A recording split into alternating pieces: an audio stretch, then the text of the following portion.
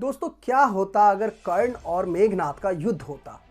आज हम बात करेंगे बुक्स के बेस पे, जो कुछ बुक्स मैंने पढ़ी है रामायण और महाभारत काल के इन दो बहुत बड़े योद्धाओं के।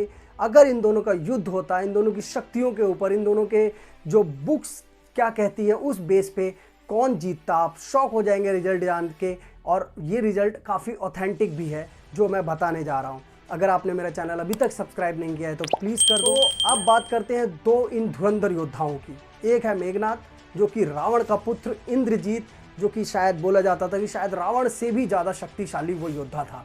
और एक योद्धा कर्ण, जो कि आई थिंक सबसे ज़्यादा, अगर महाभारत काल में किसी का इम्पैक्ट रहा, वो कितना महान योद्धा था या कितना बड़ा योद्धा था, इसका डिफरेंट डिस्कशन है।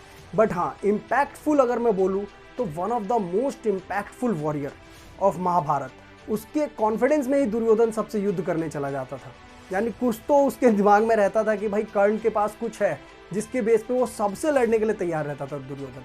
तो दो ऐसे योद्धाओं की बात करेंगे, एक एक करके इनके डिस्कशन मैं करने जा रहा हूँ। बहुत जल्दी, ज़्यादा लंबा वीडियो नहीं करूँगा, जस्ट एक नॉलेजेबल वीडियो बनाने की कोशिश कर रहा हूँ जो मैंने पढ़ा है उसके बेस पे।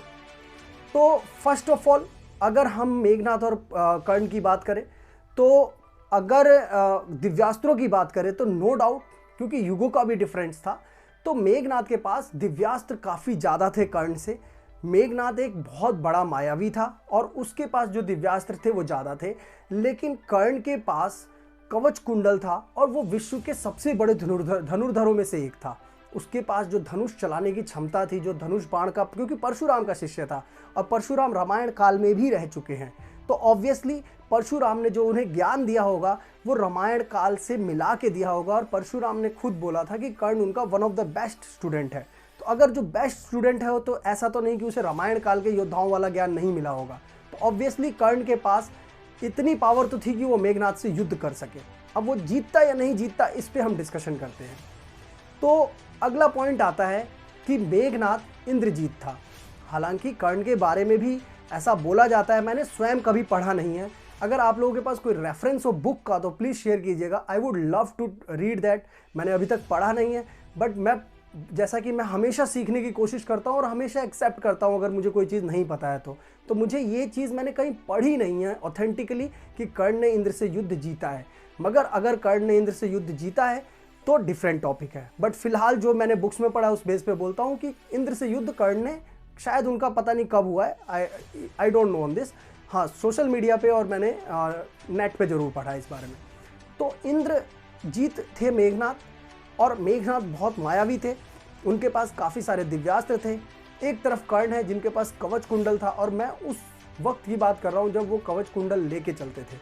और कर्ण के पास भी दिव्यास्त्रों की कोई कमी नहीं थी, उनके पास भी बहुत सारे दिव्यास्त्र थे। तो लेकिन अब इन दोनों का अगर युद्ध हुआ तो जो मेघनाद है उसकी पावर्स को मैं सिमिलर मान के एक महाभारत काल में आता हूँ। और महाभारत काल में ये जो गंधर्व थे उनकी जो पावर है और जो मेघनाद की पावर है, वो गंधर्वों की पावर जो है वो मेघनाद का 1/3 थी। क्योंकि मेघनाद जो था वो गंधर्वों से भी कहीं ज़्यादा मायावी था। गंधर्व रात, जैसे गंधर्वों के पास शक्ति थी, वो कभी भी गायब हो जाते थे, कभी भी आ जाते थे, फिर गायब होकर युद्ध करते थे। इसी शक्ति से मेघनाद ने राम और लक्ष्मण दोनों को एक बार मूर्छित कर दिया था। इसी शक्ति से मेघनाद ने पूरे रामायण में भगवान राम की सारी सेना को परेशान करके रख दिया था। तो इस शक्ति का जो जवाब था मेघनाद की, वो राम और लक्ष्मण के पास भी नहीं था। तो इसकी 1/3 शक्ति थी गंधर्वों के पास। वही गंधर्वों के पास छल से, माया से युद्ध करने की शक्ति थी। तो एक कथा, वही गंधर्व उनसे 1/3 पावरफुल जब कर्ण से युद्ध करते हैं तो कर्ण वो युद्ध नहीं जीत पाते। अब हालांकि इस पे ये भी क्वेश्चन कई लोग उठाते हैं कि कर्ण उस समय उन्होंने कुछ मदिरापान कर रखा था या नशा था, तो वो 1-on-1 फाइट नहीं थी।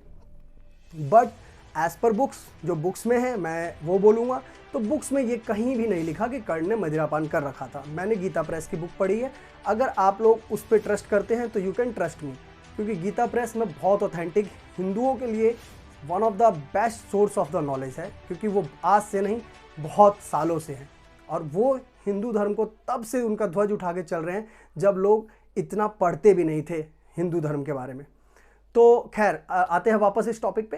तो क्योंकि कर्ण वो युद्ध हार गए थे गंधर्वों से, और मेघनाद गंधर्वों से भी 3 गुना ज़्यादा मायावी थे, तो मैं इस निष्कर्ष पे आ सकता हूँ कि हालांकि कर्ण उनको अच्छी टक्कर देते, इसमें कोई दो राय नहीं है, और मेघनाद को अच्छी टक्कर देना भी कोई छोटी बात नहीं है, क्योंकि वो 3 गुना ज़्यादा मायावी था गंधर्वों से। वो बहुत शक्तिशाली था, वो इंद्र के वज्र को भी उसने काट दिया था, उसने इंद्र को परास्त कर दिया था, उसने भगवान लक्ष्मण को परास्त कर दिया था, राम को परास्त कर दिया था एक बार। तो ऐसे योद्धा से कर्ण युद्ध नहीं जीत पाते, ये मेरा निष्कर्ष है। और बहुत ही न्यूट्रल मैं जो होके बता रहा हूँ, जो मैंने बुक्स पढ़ा है उसके बेस पे बता रहा हूँ। हालांकि मैं ये फिर बोलूँगा कि कर्ण टक्कर बहुत अच्छी देते। तो दोस्तों, रामायण और महाभारत का क्रॉस ओवर हो सकता है। मैं एक छोटी सी कोशिश कर रहा हूँ एक दूसरे का ज्ञान बढ़ाने की। आप लोगों का कुछ फीडबैक हो वो भी मुझे शेयर करो। जैसे मैंने कहा, I would love to learn that. और अगर आपको आज का मेरा कंटेंट, आज का टॉपिक अच्छा लगा, और आप कौन सा रामायण महाभारत क्रॉसओवर और जानना चाहते हैं मेरे से, किस योद्धा के बारे में और किस महाभारत के योद्धा के बारे में आप क्रॉसओवर के थ्रू जानना चाहते हैं, मैं बेस्ड ऑन माई नॉलेज बोलूँगा। सोशल मीडिया वाला ज्ञान नहीं मैं लाऊंगा बीच में, ना मेरे पास वो ज्ञान है। और अगर कुछ नहीं पता होगा तो मैं दिल से एक्सेप्ट करूँगा कि मुझे इस बारे में नहीं पता है। तो thanks for your time, keep loving, keep supporting.